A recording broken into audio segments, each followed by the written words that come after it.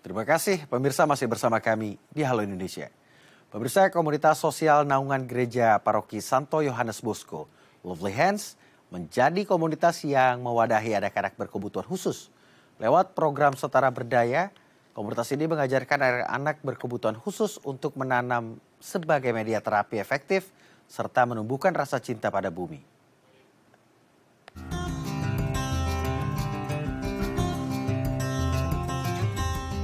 Percaya atau tidak, ternyata kegiatan berkebun dapat menjadi terapi bagi anak berkebutuhan khusus. Salah satunya dilakukan oleh komunitas Lovely Hands, sebuah komunitas sosial yang mewadahi anak-anak berkebutuhan khusus dari keluarga sederhana untuk berdaya. Di lahan kebun organik milik gereja paroki Santo Yohanes Bosco, Sunter, Jakarta Utara, anak-anak berkebutuhan khusus diajarkan menanam, berkebun, dan mengolah hasil panen untuk dinikmati bersama hingga dapat dipasarkan. Lewat program ini, komunitas Lovely Hands diharapkan dapat menjadi media efektif bagi anak berkebutuhan khusus dan menumbuhkan rasa cinta pada bumi sejak dini.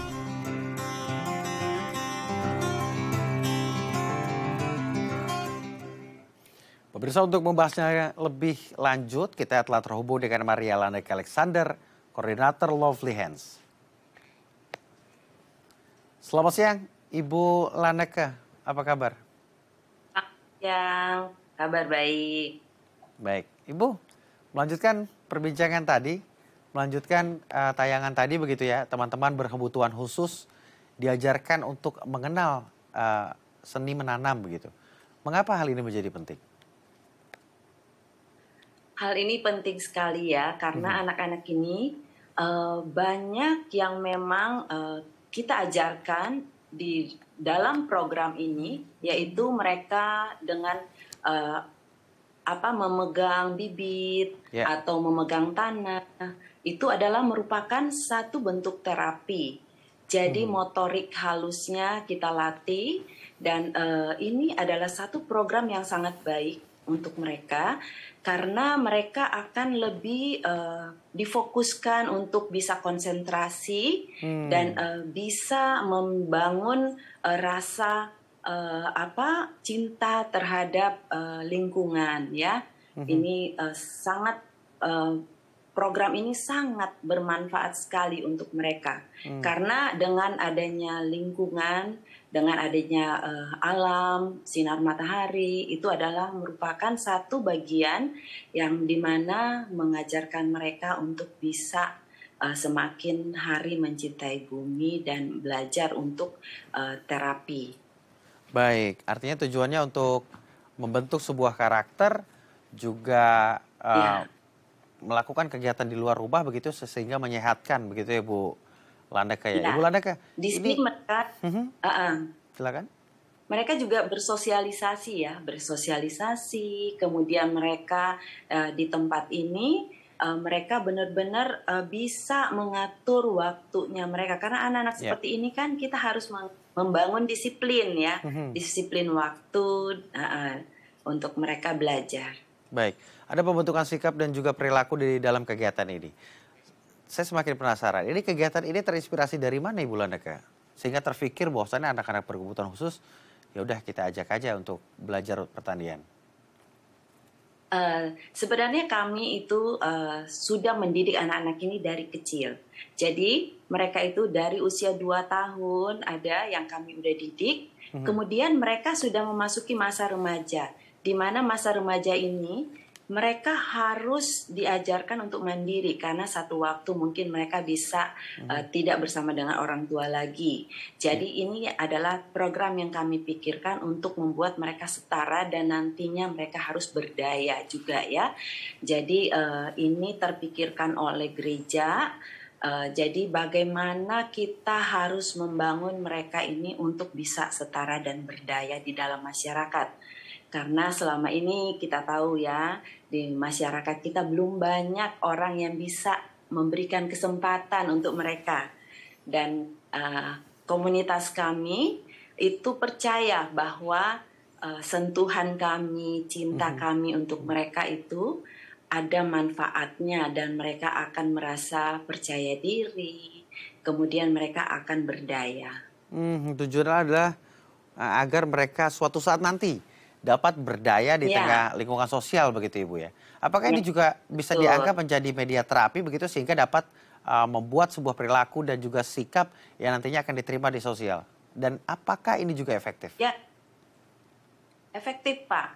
Karena begitu banyak yang anak kami sudah bina di sini dan yang tadinya tidak bisa berkomunikasi dengan baik, ternyata akhirnya dengan program ini mereka mulai belajar berkomunikasi. Karena kan ada begitu banyak orang yang tertarik untuk berkunjung ke tempat kami. Kami membuka kesempatan orang untuk berkunjung dan berkebun atau melakukan kegiatan bersama dengan mereka. Jadi di situ mereka belajar untuk bersosialisasi dan belajar untuk bisa bertemu dengan orang lain. Dan mereka mulai membangun dirinya. Seperti itu. Kalau dilihat dari tayangan tadi begitu bahagia teman-teman ya mengikuti kegiatan menanam begitu. Ini apa yang membuat mereka bahagia? Komunikasinya secara intens kah dengan teman-teman yang lain atau dengan pembinanya sehingga suasananya mungkin di sana terlihat cair dan juga membangun? Karena anak-anak seperti ini biasanya mereka itu harus ada kegiatan ya biasanya karena kalau anak-anak seperti anak-anak autis kalau mereka tidak punya kegiatan itu mereka pasti akan ada tantrum atau mungkin gerakan-gerakan yang membuat mereka marah. Jadi dengan lapangan yang sangat luas di tempat kami, kemudian alam dan kemudian pendidiknya dan masyarakat yang mungkin bisa bekerja sama dengan kami itu, mereka merasa mereka diterima anak-anak ini ya, dan mereka merasa kita sebagai sahabat mereka. Jadi di situ mereka akan ada sesuatu kegembiraan. Seperti itu. Baik. Kalau boleh tahu Ibu Laneka ini ada berapa anak yang bergabung di sini? Kalau di tempat kami ini di Lovely Garden ini itu ada 27 anak yang sudah bisa kami bina di tempat ini. Sebenarnya kami punya 80 anak ya, tetapi tidak semua bisa dibawa ke kegiatan ini. Jadi untuk saat ini masih ada 27 anak. Artinya berkala ya, satu-satu begitu ya, dibagi beberapa grup mungkin ya.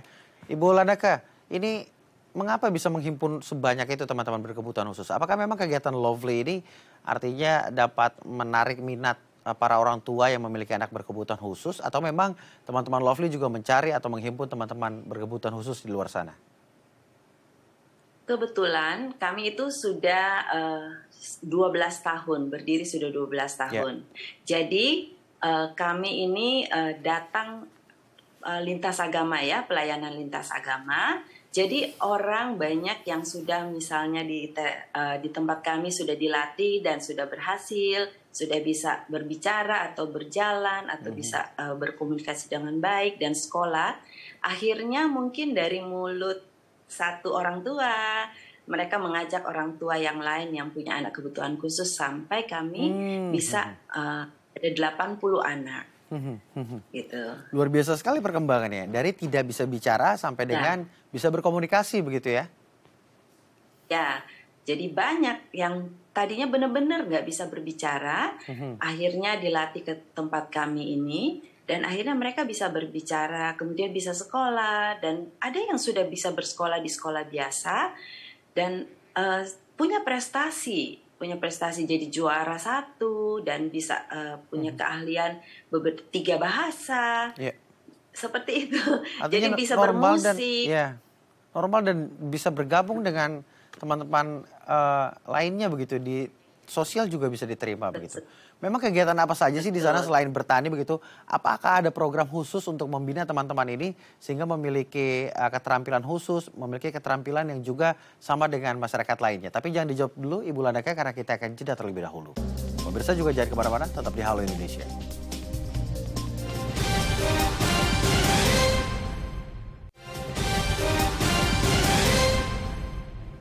Terima kasih pemirsa masih bersama kami di Halo Indonesia. Masih membahas terapi bertani untuk anak berkebutuhan khusus bersama Maria Laneka Alexander, koordinator Lovely Hands.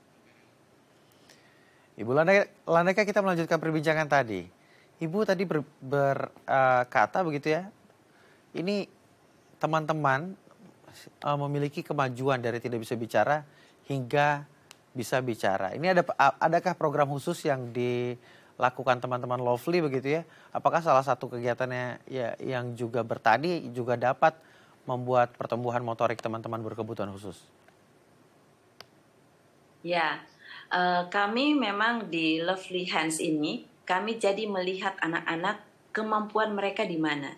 Jadi kami juga di sini banyak kegiatan, misalnya kreativitas, melukis, atau musik.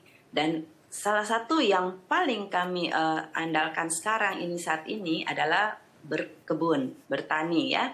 Nah di sini memang benar-benar kami rancang untuk anak disabilitas. Jadi kami lihat anak-anak yang sudah mampu akan kami latih jadi menanam dari biji, kemudian mereka harus merawat, ya menyiram, kemudian nanti mereka panen, dan setelah itu mereka olah. Seperti itu.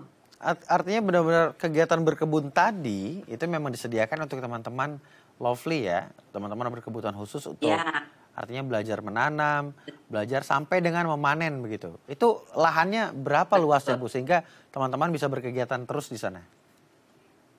Lahan yang kami sekarang pakai ini adalah lahan yang dipinjamkan oleh gereja, yaitu 700 meter saja. 700 meter yang kami bikin. Jadi semua di situ ada tanaman sayur-sayuran, obat-obatan. Ada ratusan macam tanaman yang ditanam oleh anak-anak. Dan ada buah-buahan. Itu lengkap. Jadi mereka, anak-anak di sini, kita ajarkan untuk mengenal tanaman dengan mencium, memegang, merabah gitu ya. Mereka itu adalah bentuk terapi. Baik, melatih indera perasa begitu ya Bu ya. Ini kan pasti teman-teman diajak mulai dari menanam hingga memanen begitu ya. Menanam hingga memanen gitu. Ada tahap-tahapnya yang dilalui teman-teman yang berkebutuhan khusus di Lovely tentunya. Apa sih filosofis yang ini didapatkan dari teman-teman begitu setelah mengikuti segala pertumbuhan tersebut? Kami juga di sini kan diajarkan kebetulan dari gereja bahwa kita mengajarkan anak-anak ini untuk merawat bumi juga. Ya, jadi kami punya satu keinginan bahwa walaupun anak-anak disabilitas ini, mereka juga ingin sekali untuk merawat bumi. Mereka diberikan kesempatan. Jadi izinkanlah kami untuk merawat bumi seperti orang lain. Karena bumi kita ini adalah tempat tinggal kita bersama. Ya, itu yang menjadi filosofi untuk saat ini kami kembangkan di Lovely Garden. Nah ini kan tidak hanya diajarkan menanam, tapi juga mengolah. Ini maksudnya seperti apa Bu? Apakah hasil dari tanaman tersebut diolah, dijadikan makanan begitu atau dijual kembali oleh teman-teman? Saat ini kami mengajarkan mereka untuk mengolah dan mereka mencobanya sendiri ya untuk saat ini.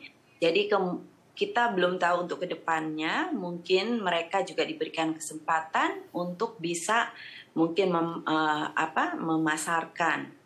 Ya, memasarkan mereka hasil-hasil dari mereka ini. Jadi seperti misalnya mereka menanam jeruk songkit. Nah, itu mereka nantinya mengolah dalam bentuk jus di dalam botol. Nah, itu seperti itu yang kita lihat di gambar. Dan kemudian seperti ini sayur, bayam Brasil mereka tanam dan kemudian mereka olah.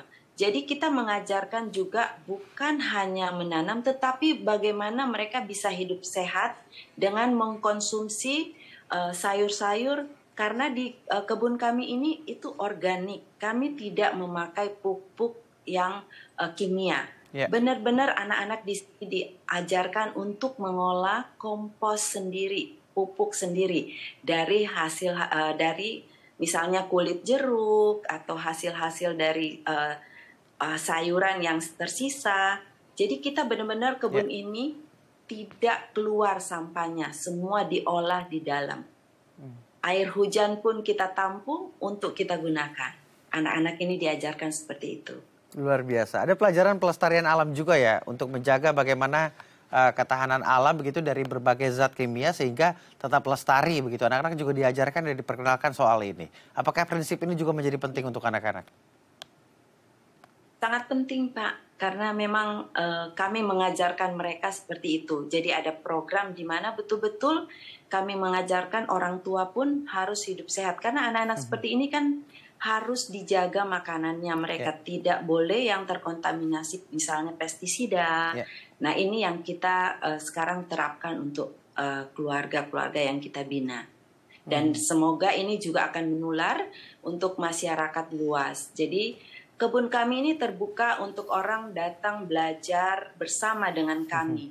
Jadi misalnya anak-anak dari sekolahan lain, anak-anak TK, itu mereka sudah ada beberapa TK yang datang terjun belajar di situ. Mereka belajar mulai dari menanam, menyiram, kemudian mereka merawat.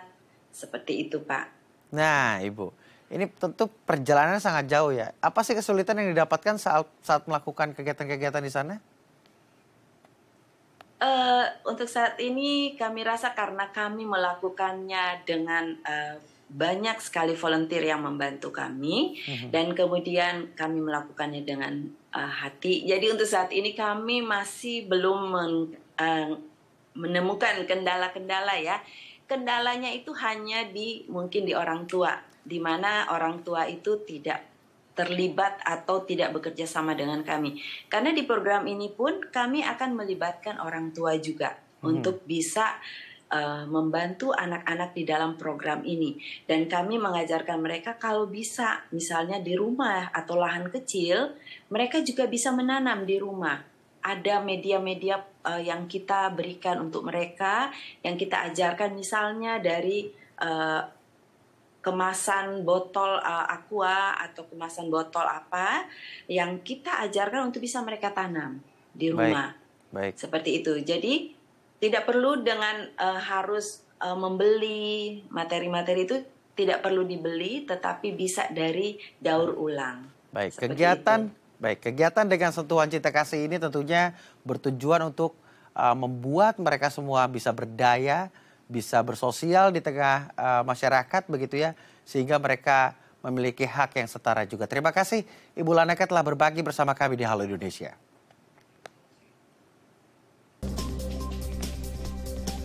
Universitas Pelita Harapan menggelar pameran A Journey to Mui Indi. Informasinya usai jeda pemirsa. Jangan kemana-mana, tetap di Halo Indonesia.